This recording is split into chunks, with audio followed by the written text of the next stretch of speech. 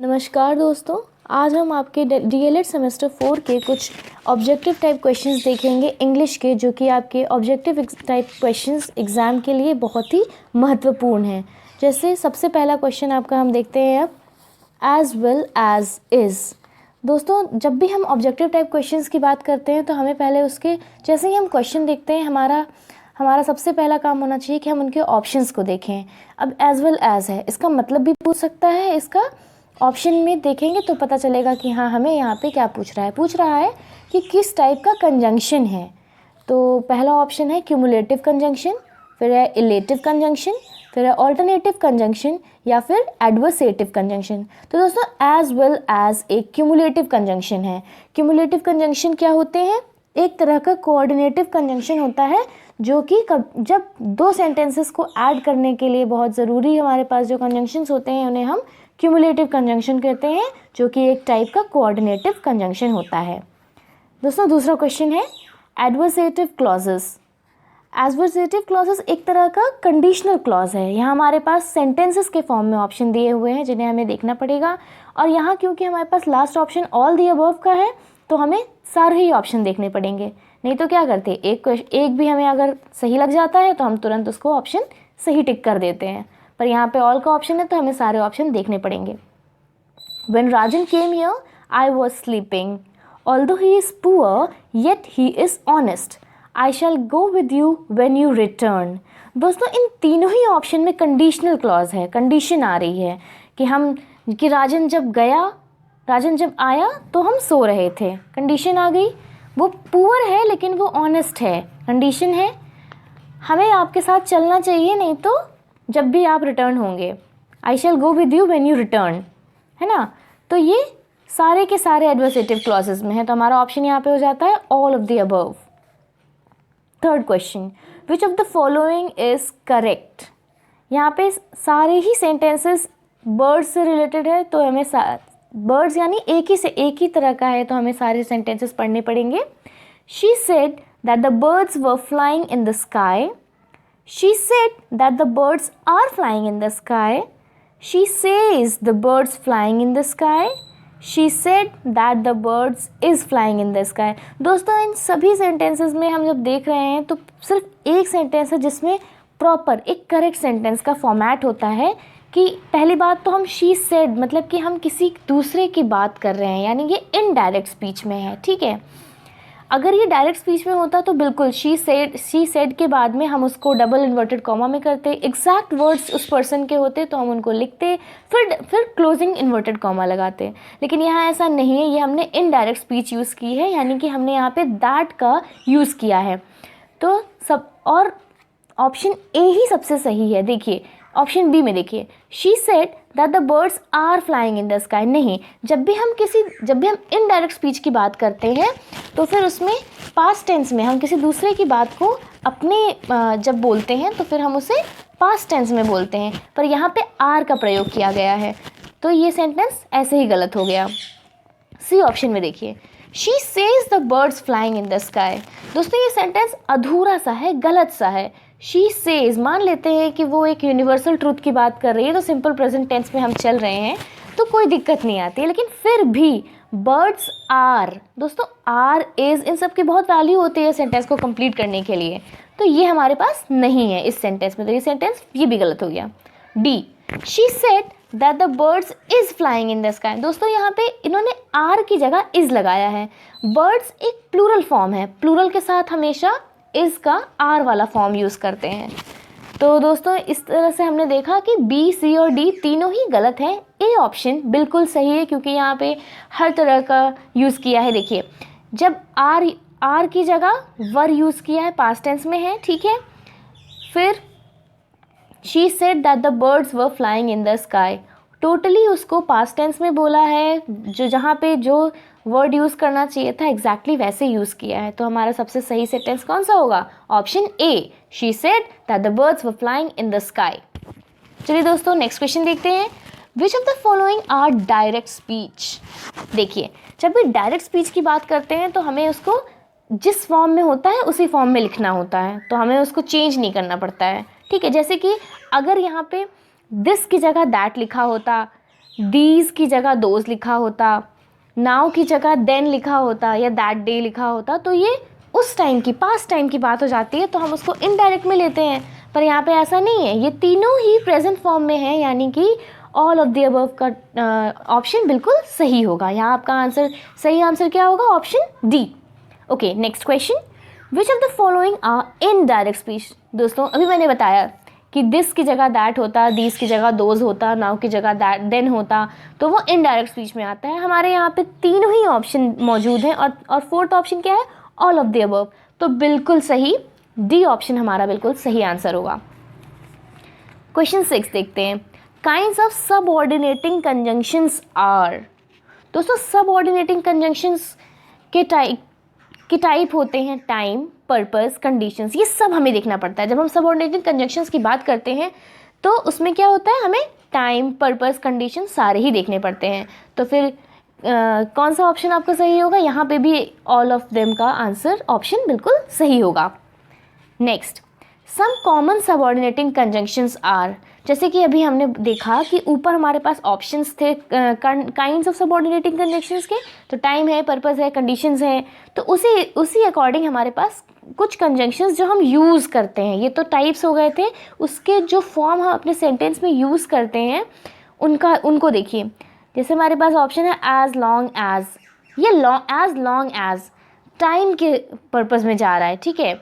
तो subordinating conjunction जो time के लिए होता है वो as long as, although, as if, है ना, ये सब कंडीशंस, पर्पस, इन सब को लेते हुए चल रहे हैं।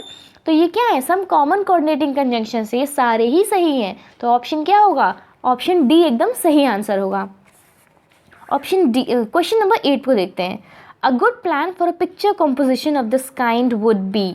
देखिए दोस्तों, जब भी हम पिक्चर कॉम्पोजिशन की बात करते हैं, यानी कि आपके पास एक प्रॉपर पिक्चर दी होगी, उसमें उसको आपको डिफ़ाइन करना है, यानी कि उसको अच्छे से आपको एक्सप्लेन करना है। कोई भी पिक्चर आपके सामने दी हुई है अगर, तो आपको उसको बताना पड़ेगा, उसको समझाना पड़ेगा। तो सबसे पहले आपका पॉइंट क्या होगा कि पहले आप उस चीज़ को समझ पा रहे हैं, इसका मतलब आप उसको समझेंगे। तो पहले एक बेसिक इंट्रो देंगे, फिर थोड़ा उसको एक्सप्लेन करेंगे बॉडी ऑफ द कंपोजिशन, तब आप बताएंगे कि हाँ एक्चुअली उसका कंक्लूजन क्या है। यानी कि ये तीनों ही इंक्लूड होंगे आपके किसी अच्छे से एक ऑर्गेनाइज पिक्चर कॉम्पोजिशन में। आपको ये तीनों ही पार्ट देना पड़ेगा, और सबसे पहला पार्ट इंट्रोडक्शन होगा, फिर उसका बॉडी होगा, and the last part would be the conclusion. तो इसका मतलब यहाँ पे भी आपका ऑप्शन क्या होगा? Option D, all of these का ऑप्शन सही होगा। दोस्तों ऐसा नहीं है कि जब भी कभी ऑल ऑफ दीज का ऑप्शन होगा तो आपका आंसर ऑल ऑफ दीज ही होगा, नहीं। जब वहाँ पे हो सकता है एग्जाम में ऐसा हो कि ऑप्शन आपके पास ऑल ऑफ दीज का है पर आंसर आपका ऑल ऑफ दीज नहीं होगा, तो इसलिए उसको ध्यान से देखें, ध्यान से पढ़ें। Question number 9, guidelines for descriptive picture composition are. फिर से वही बात आई। देखिए, जब भी आप किसी पिक्चर कॉम्पोजिशन आपके सामने है, आपको कोई पिक्चर सामने दी हुई है, तो आपको बिल्कुल उस पिक्चर को पहले समझना पड़ेगा, पहले उसको स्टडी करेंगे, है ना, फिर उसको देखेंगे। उसमें एक एक चीज़ को देखी जाती है। मान लीजिए कि अगर आपके पास गांव का सीन कहीं दिया हुआ है, तो आप ये भी समझ सकते हैं कि हाँ, मतलब हर किसी की समझने की क्षमता अलग होती है। तो गाँव का सीन अगर दिया है, एक लेडी है, उसने मटका रखा है छत पे, अपने सर पे, सॉरी, तो आप हो सकता है कुछ लोग खाली एक लेडी को डिफ़ाइन कर देंगे, कुछ लोग देखेंगे पीछे पेड़ पौधे हैं, चिड़िया हैं, पहाड़ हैं, तो उसको भी डिफ़ाइन करेंगे, है ना। हर किसी का अलग तरीका, अलग नज़रिया होता है। तो इसलिए सबसे पहले हम क्या करते हैं, किसी पिक्चर को बहुत अच्छे से ध्यान से देखते हैं, पूरा अच्छे से एक एक डिटेल को देखते हैं। उसके बाद जिसके दिमाग में जिस तरह की कहानी या फिर ऐसे या फिर कोई टॉपिक जो कि उस समय समाज में बहुत ज़्यादा चर्चित है, उसको रिलेट करके अगर आप कुछ लिखना चाहते हैं तो वैसे लिख सकते हैं, है ना। फिर उसके बाद हम देखते हैं कि बहुत अच्छा से एक फोकस अपने दिमाग में पहले लाते हैं कि पूरी पिक्चर बन गई है, अब उसके बारे में अब हमको सोचना है कि हम क्या ऐसा लिख सकते हैं, थोड़ा सा टीचर को अट्रैक्ट करें। क्योंकि जो भी एग्जामिनर हमारी कॉपी चेक कर रहा होता है, देख रहा होता है, हमें उस चीज़ को बिल्कुल ध्यान रखना होता है कि हमारा काम सबसे अलग होना चाहिए। जब सबसे अलग होता है तभी सबसे अलग नंबर में मिलते हैं। The conclusion should be based on the causes and the results that you see in the picture। बिल्कुल, जो भी वो पिक्चर दी गई है उसको अगर आप रिलेट नहीं करते हैं आपके पिक्चर कॉम्पोजिशन में, तो फिर कोई मतलब नहीं बनता है आपको उसको लिखने का, है ना। ऐसा नहीं कि सिर्फ लेडी दिख रही है, हमने सिर्फ उसको डिस्क्राइब कर दिया है, वो भी अगर उस पिक्चर से रिलेट नहीं हो रही है तो फिर कोई मतलब नहीं बनता है आपकी उस डिस्क्रिप्टिव पिक्चर कंपोजिशन का, नंबर कट जाते हैं।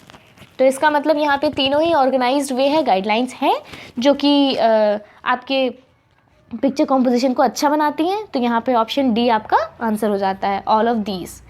ओके, क्वेश्चन नंबर 10 देखते हैं, how many types of letters are there. हाँ दोस्तों, पत्र कितने प्रकार के होते हैं। यहाँ लिखा है ऑप्शन में हमारे हैं 2 टाइप्स, 3 टाइप्स, 1 टाइप, 5 टाइप्स। तो दोस्तों हमारा आंसर यहाँ पे है 5 टाइप्स। देखिए, पत्र के 5 प्रकार होते हैं, कौन कौन से, formal, informal, business, official, social. तो ये सब अलग अलग तरह के पत्र होते हैं।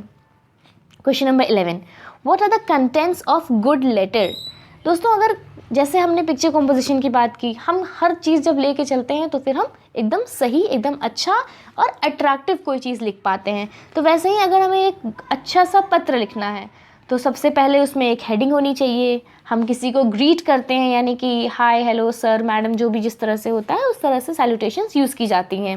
फिर बॉडी ऑफ द लेटर होता है। हाँ फाइन, ऑब्वियसली और भी कंटेंट्स होते हैं, जैसे कि अगर आप पूरा फॉर्मेट देखना चाहें तो हमारा वीडियो होगा, आप उसमें देख लीजिएगा। जैसे फर्स्ट है आपका हेडिंग, ए ऑप्शन है हेडिंग, बी है ग्रीटिंग, सी है बॉडी ऑफ लेटर। बिल्कुल आपका अगर कोई गुड लेटर, आप अच्छा सा पत्र लिखना चाहते हैं तो उसमें सबसे पहले एक हेडिंग होनी चाहिए। आप बिल्कुल किसी को भी अगर पत्र लिखते हैं तो सैल्यूटेशन तो देते ही हैं, ग्रीटिंग्स करते ही हैं, हाय, हेलो, फ्रेंड है तो फ्रेंड है, टीचर्स, या फिर आप किसी ऑफिशियल लेटर में लिख रहे हैं तो विश करेंगे, या जिस तरह का डियर सर, मैडम, जिस तरह की ग्रीटिंग्स होती हैं उस तरह से हम यूज़ करते हैं।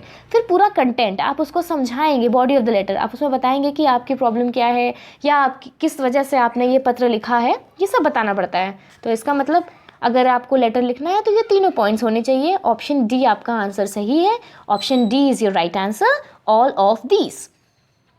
Question number 12, who will say To teach, we must use experience already gained as a starting point of our work। दोस्तों पहले तो यहाँ पे क्वेश्चन थोड़े प्रिंटिंग मिस्टेक है, who said होगा, who will say नहीं है, क्योंकि कोई क्या बोलेगा वो हमें नहीं पता होता है। ये किसी के बोले हुए शब्द हैं जिन्हें हमें बताना है कि किसने कहे हैं, है ना। तो पहले यहाँ पे who said हो जाएगा, ठीक है। तो ऑप्शन है Ryburn, Binning and Binning, Lister B Stens, none of them. दोस्तों ये जो सेंटेंस है, To teach, we must use experience already gained as starting point of our work, ये रायबर्न ने कहा है, रायबर्न यानी option A. Question number 13, the popular formats are Herbartian approach, Morrison approach, evaluation approach, all of these. दोस्तों सारे ही formats आपने पढ़े होंगे, जब हम लोग कम्युनिकेशन अप्रोच पढ़ रहे थे तो उसमें बिल्कुल हम लोगों ने सारे ही अप्रोचेस देखे हैं। तो यहाँ पे और ये सारे ही पॉपुलर फॉर्मेट्स हैं जिन्हें हमें फॉलो करने होते हैं जब हम कम्युनिकेशन या फिर टीचिंग फॉर्मेट्स की अप्रोचेस की बात करते हैं। तो यहाँ पे डी ऑप्शन आपका बिल्कुल सही ऑप्शन है, all of these. Question number 14, pre active phase of teaching learning process is. देखिए जब भी आप पढ़ाने या सीखने की बात करते हैं तो हमारे पास बिल्कुल सही बात है कि एक प्लानिंग होनी चाहिए, एग्जीक्यूशन होना चाहिए, एवैल्यूएशन होना चाहिए। हाँ, जब भी हम कभी कुछ पढ़ने जा रहे हैं, पढ़ाने जा रहे हैं या सीखने जा रहे हैं, जब बच्चा सीखने जाता है तो भी वो घर से कुछ प्लान करके जाता है कि हाँ आज टाइम टेबल में ये है तो हमें ये पढ़ना है, और जब प्लान करके गया है तो वहाँ पढ़ेगा तो एग्जीक्यूट हो रहा है, जब बाद में देखेगा कि हमने कितना सीखा है वो उसको इवैल्यूएट कर रहा है। यानी कि टीचिंग लर्निंग प्रोसेस का एक सबसे पहला फेज़ होता है कि प्लानिंग, एग्जीक्यूशन, इवैल्यूएशन, तीनों ही पार्ट होने चाहिए। टीचर का भी यही है कि जब टीचर जा रहा होता है किसी क्लास में तो हर क्लास में तो अलग ही चीज़ पढ़ानी होती है, तो वो पहले प्लान करते हैं कि हमें क्या पढ़ाना है, जब जाते हैं पढ़ाते हैं तो उसका एग्जीक्यूशन हो रहा है, पढ़ा करके जब देखते हैं कि मैं इतना पढ़ा पाया हूँ और इतना मैं कर पा रही हूँ, या जितना क्या बच्चे ने सीखा है, क्या मैं कितना सिखा पाई हूँ, वो एक इवैल्यूएशन हो गया। यानी कि सारे स्टेप्स हमारे pre active phase of teaching learning process में आते हैं। तो ऑप्शन यहाँ पे ऑप्शन डी आपका राइट आंसर है। Question 15, both Ram and his sister failed is. दोस्तों मैंने बताया था कि जब भी कभी हमारे पास इस तरह के ऑप्शंस पहले क्वेश्चंस होते हैं तो हम उनके ऑप्शन ज़रूर देखते हैं कि इसमें क्या पूछना चाह रहा है। जैसे इस सेंटेंस में जैसे ही आपने देखा तो आप देख रहे हैं कि इसमें पूछ रहा है तुरंत उसने पूछ दिया, क्वेश्चन में है कि कॉम्प्लेक्स सेंटेंस का टाइप, किस टाइप का सेंटेंस है वो पूछ रहा है। तो देखिए कॉम्प्लेक्स सेंटेंस, आपको पता होगा कि कॉम्प्लेक्स सेंटेंस अगर हम देखते हैं तो हमारे पास एक या दो वर्ब होने चाहिए किसी सेंटेंस में। तो हमारे इस सेंटेंस में बिल्कुल हमें नहीं दिख रहा कि हमारे पास दो वर्ब हैं, एक ही वर्ब है ना। फिर सिंपल सेंटेंस, जी हाँ दोस्तों ये बिल्कुल सिंपल सेंटेंस है क्योंकि इसमें एक वर्ब है फेल्ड, राइट।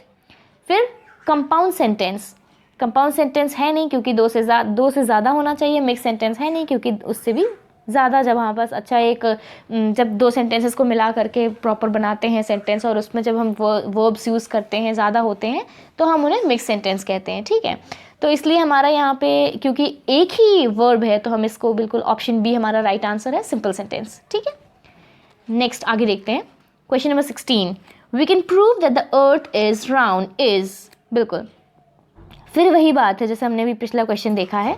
यहाँ पे भी हमें ऑप्शन देखना है और सबसे पहला हमारा ऑप्शन है सिंपल सेंटेंस, फिर है कॉम्प्लेक्स सेंटेंस, फिर है कंपाउंड सेंटेंस, यहाँ मिक्स सेंटेंस।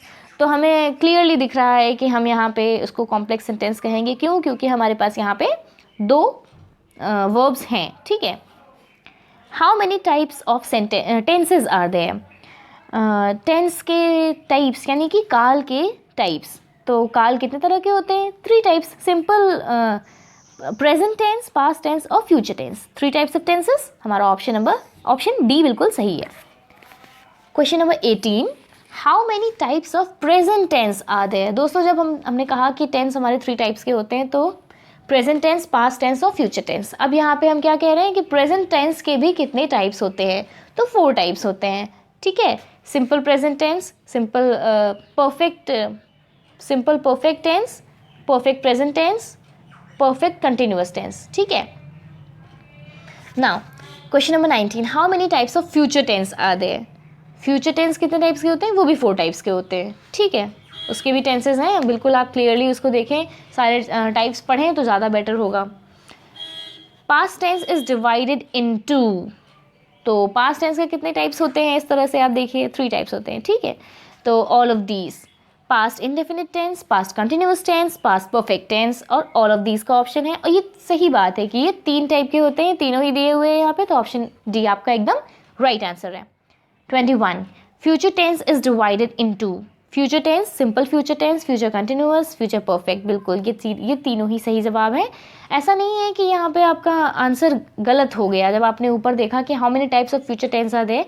जी हाँ 4 टाइप्स के होते हैं, लेकिन यहाँ पे वो 5 ऑप्शन तो दे नहीं सकते हैं कि चारों दे दिए तो फिर ऑल ऑफ दी अबव कहेंगे, इसलिए उन्होंने 3 दिए हैं। उन्होंने स्पेसिफाई नहीं किया है कि वो 4 टाइप को बोल रहे हैं, नहीं, वो आपसे 3 उन्होंने ऑप्शन दिए हैं। हो सकता है वो चौथा वाला यहाँ पे दे दें और एक इनमें से कोई मिस कर दें और फिर डी ऑप्शन आपका ऑल ऑफ दीज हो जाए, है ना। तो आपको सारे ही टेंसेस पता होने चाहिए। How many kinds of preposition are there, जी कितने टाइप्स के प्रीपोजिशन होते हैं? 5 टाइप के। कौन कौन से होते हैं वो प्रीपोजिशन? सिंपल प्रीपोजिशन होता है, double, compound preposition, participle preposition और फ्रेज प्रीपोजिशन, ठीक है। कौन से 5 टाइप से के प्रीपोजिशन होते हैं? Simple, double, compound, participle, phrase, ठीक है दोस्तों। Okay next, some general prepositions are, जी दोस्तों प्रीपोजिशंस क्या होते हैं? In, are, at, into, for, on, on to, up to, है ना, ये सब होता है प्रीपोजिशंस, जैसे आप वर्ड्स में यूज़ करते हैं, ठीक है। तो अब जैसे हम यहाँ पे देख रहे हैं एट है, फॉर है, ऑन है, तो ये सारे ही कुछ जनरल प्रीपोजिशंस हैं जो हम यूज़ करते हैं अपने डेली लाइफ में, अपने बोलचाल की भाषा में, ठीक है। तो आपका ऑप्शन यहाँ पे क्या है answer? D, all of these. How many kinds of conjunction are there, दोस्तों कंजंक्शन का आंसर यहाँ पे जो है गलत दिया हुआ है, बी, 1 टाइप। कभी अगर 1 ही होता तो फिर वहाँ पे काइंड्स क्यों बोलता है ना, तो ऐसा कुछ नहीं है, काइंड्स ऑफ कंजंक्शन 1 नहीं होते हैं दोस्तों। कंजंक्शन 4 टाइप्स के होते हैं, कोऑर्डिनेटिंग, सबऑर्डिनेटिव, कोरिलेटिव, एडवर्बियल, ठीक है दोस्तों। Kinds of conjunction are of 4 types, तो यहाँ पे आपका ऑप्शन डी है, ना कि B. Kinds of coordinating conjunctions are, okay, coordinating conjunctions भी हमारे कितने होते हैं, 3 टाइप्स के होते हैं, क्यूमुलेटिव, ऑल्टरनेटिव। देखिए दोस्तों, अभी आपको यहीं से पता चल गया होगा कि अगर काइंड्स ऑफ कंजंक्शन 1 होता तो फिर काइंड्स ऑफ कोऑर्डिनेटिंग कंजंक्शन, जो कि एक कंजंक्शन का टाइप है, उसके टाइप्स नहीं होते। यानी कंजंक्शन आपका एक हेडिंग में ख़त्म हो गया होता, पर ऐसा नहीं है। कंजंक्शन के टाइप्स होते हैं 4, उसमें कोऑर्डिनेटिंग कंजंक्शन एक होता है जिसके काइंड्स हैं क्यूमुलेटिव, एडवर्सेटिव, ऑल्टरनेटिव। ठीक है दोस्तों, तो इससे आप समझ गए होंगे कि गलती वहाँ प्रिंट होने में मिस्टेक हुई है वहाँ पे। ठीक है, तो 25 का आंसर आपका डी है, 24 का भी आंसर डी है। तो दोस्तों आज के लिए इतना ही, मिलते हैं नेक्स्ट वीडियो में। अगर आपको ये वीडियो पसंद आई है तो इसे बिल्कुल भी लाइक, शेयर, सब्सक्राइब करना ना भूलें, अपने दोस्तों के साथ बिल्कुल शेयर करें। और अगर आपकी कोई कमेंट, कोई क्वेरी हो, आप कुछ कमेंट करना चाहते हैं तो आप उससे कमेंट ज़रूर करें। Thank you.